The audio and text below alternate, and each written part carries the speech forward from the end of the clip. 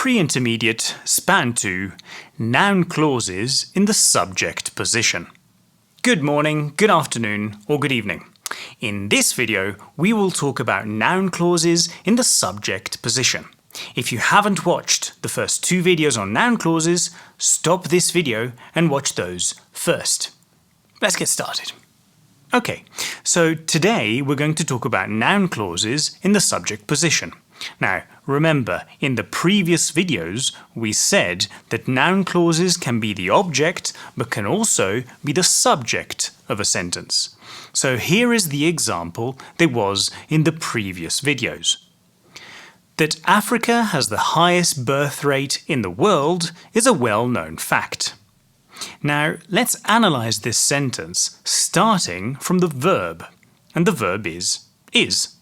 Now, luckily in English, it's very easy to analyze sentences. To the left of the verb, we have the subject, and to the right of the verb, we have the object.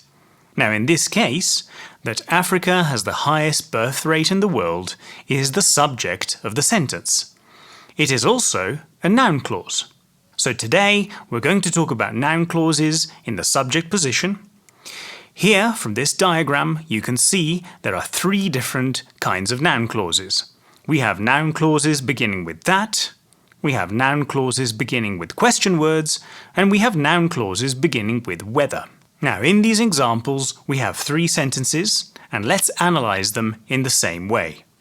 In the first sentence, the verb is, and to the left of the verb, we have the subject. The fact that the current system makes the rich richer and the poor poorer. That is a noun clause, and it is the subject of the verb is. In the second sentence, the verb is was, and to the left of the verb, we have another noun clause. Now this is a question word noun clause. What caused the country to suffer an economic crisis?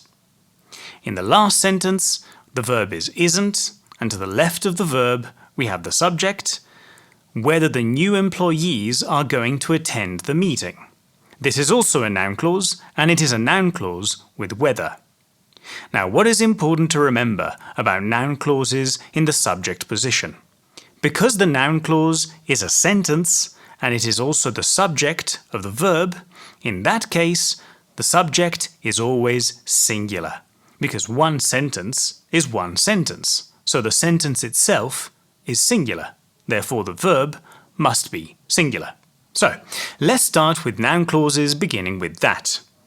First, it's very important to know the noun clauses beginning with that or the fact that, when they are used in the subject position, are generally quite formal.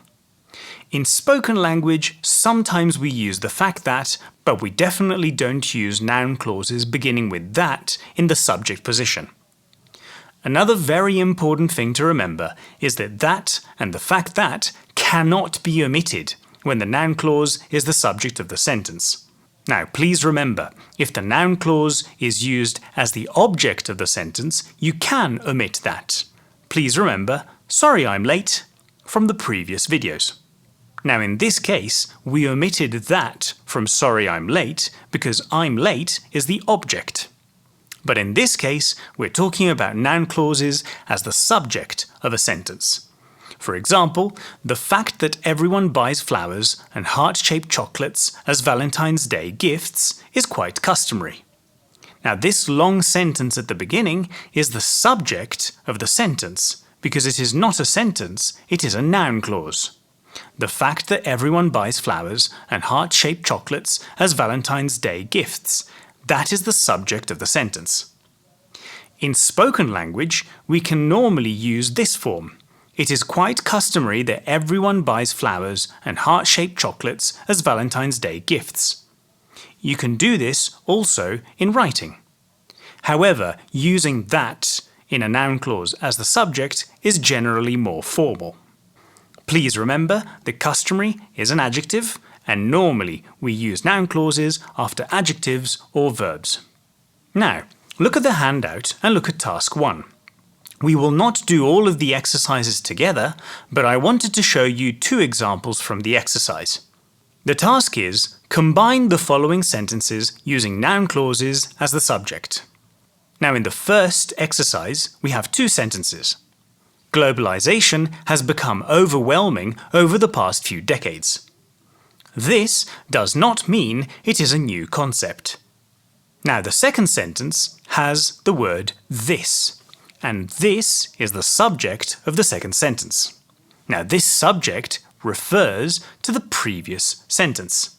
To make a noun clause, we take the first sentence, we place that at the beginning of the sentence, and then we remove the second subject and we write the second sentence without the subject. So, the complete sentence is that globalization has become overwhelming over the past few decades does not mean it is a new concept. Pay attention to my intonation and listen to where I put the pauses. That globalization has become overwhelming over the past few decades, pause, does not mean, pause, it is a new concept. Now, why is it important to pause when you read? Because I'm trying to say that the first part is the subject, then does not mean is the verb, and it is a new concept is the object. If you are careful, you will notice that it is a new concept is also a noun clause. Now, in the second sentence, you were driving 30 kilometers an hour above the speed limit at the time of the accident. This will count against you. Now, I chose to show you this example because to me, it sounds like it comes from a conversation between friends.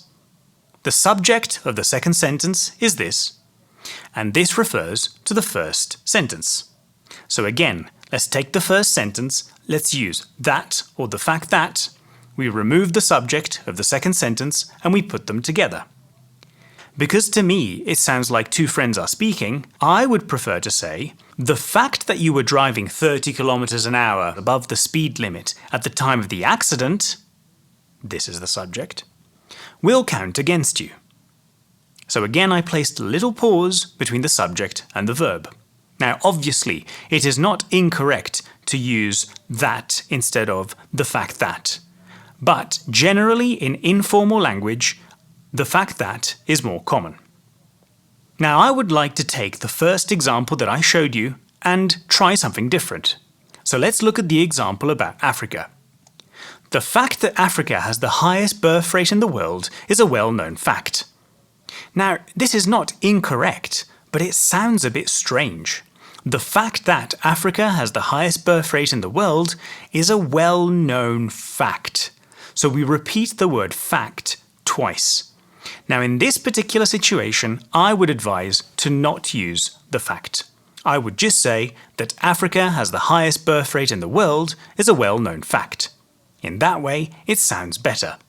Now stop the video and do all of the other exercises from task 1, and then after you have checked the answers, start the video again.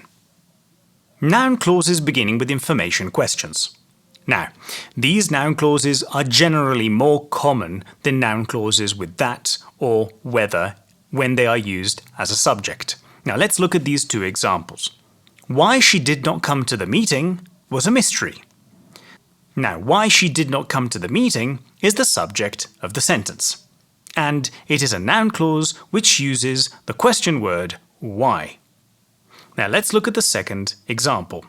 What the manager of the company said in the meeting surprised everyone. Now, what the manager of the company said in the meeting is the subject of the sentence. Was is the verb, a mystery is the object, surprised is the verb, and everyone is the object. Therefore, the noun clauses must be the subject of the sentence. Now, these are much more common in spoken language. For example, what I don't understand is why students prefer grammar to reading.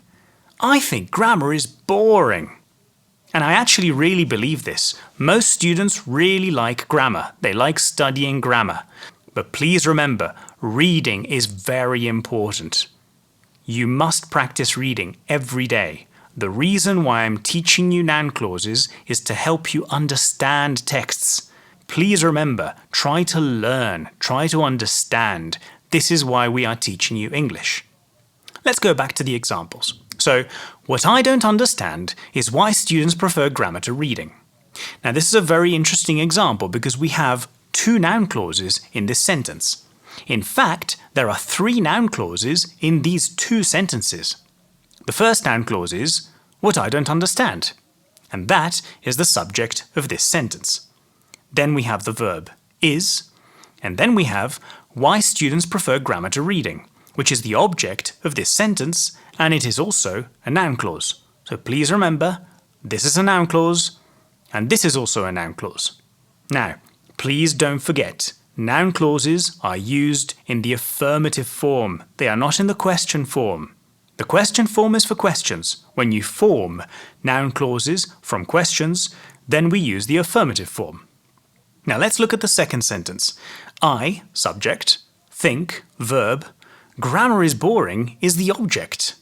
And it is also a noun clause. Now in this case, I did not write that.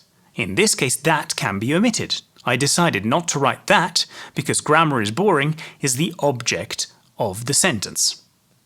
Now, stop the video, do task 2 and check your answers online. Once you finish the exercise, start the video again.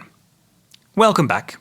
Now, before we continue, I wanted to look at one of the questions in the exercise. Now, let's look at it together. What caused dinosaurs to disappear from the Earth? This is still unknown. Now, the correct answer is, what caused dinosaurs to disappear from the Earth is still unknown. We have removed this, and we have placed the question as the subject of the sentence. Now, why has nothing changed? Well, nothing has changed because what is the subject of the question? This is a subject question, and subject questions are not in question form. Therefore, they do not change when they become noun clauses. Please remember this. Okay, let's continue. Now, here is the third group of noun clauses beginning with whether. Now, if you remember, when we did noun clauses in the object position, we talked about noun clauses beginning with whether and if. But in this case, I'm only saying noun clauses beginning with whether. Why is that? The reason is that in this case, we don't use if. We only use whether. These noun clauses come from yes or no questions. So let's have a look at the example. Whether or not the family will move to another city is still doubtful. Now, the first clause is a noun clause, and it comes from the question, will the family move to another city? That is a yes or no question, and this is still doubtful. So please remember, when we take a yes or no question and we make a noun clause, we normally use whether. If it is in the object position, you can also use if, but if it is in the subject position, do not use if. We only use whether. These sentences are very formal. However, I wanted to show you some examples. For example, whether a DBE student passes an exam depends on how hard she or he studies. Now listen to my intonation again. Whether a DBE student passes an exam, subject, depends on how hard she or he studies. Now what is interesting is that in this case, whether a DBE student passes an exam is the subject, depends is the verb, on is a preposition, and how hard she or he studies is actually also a noun clause. Now in this case, it's a noun clause with a question word, how. Now what does this mean? This means if you study hard, you have a higher chance to pass exams. So there are two options. You study hard and you have a higher chance, or you study less and you have a lower chance. Therefore, we should use a whether noun clause because we have two options. I'll give you another real-life example. Whether or not you have understood noun clauses is related to your approach to practicing. Now, I really believe this. What does this mean? Let's look at the sentence. The subject is whether or not you have understood noun clauses. Now, this means maybe you have understood noun clauses, or maybe you haven't understood noun clauses. Now, why do you understand or do you not understand? Now, this sentence says, your understanding is related to your approach to practicing. So what does this mean? This means if you only focus on the correct answer and you don't focus on why the answer is correct, you can't learn. So my advice to you is, the most important thing is do the exercises, but don't worry if you make mistakes. If you make a mistake, you must learn from your mistake. You must analyze the sentence, understand why you made a mistake, and understand why the answer that we gave you is correct. Now, do task 3 and 4 on pages 3 and 4. You will find the answers to these tasks online. Thanks for watching the video. I hope it was useful. And remember, the best teacher is your last mistake. Take care.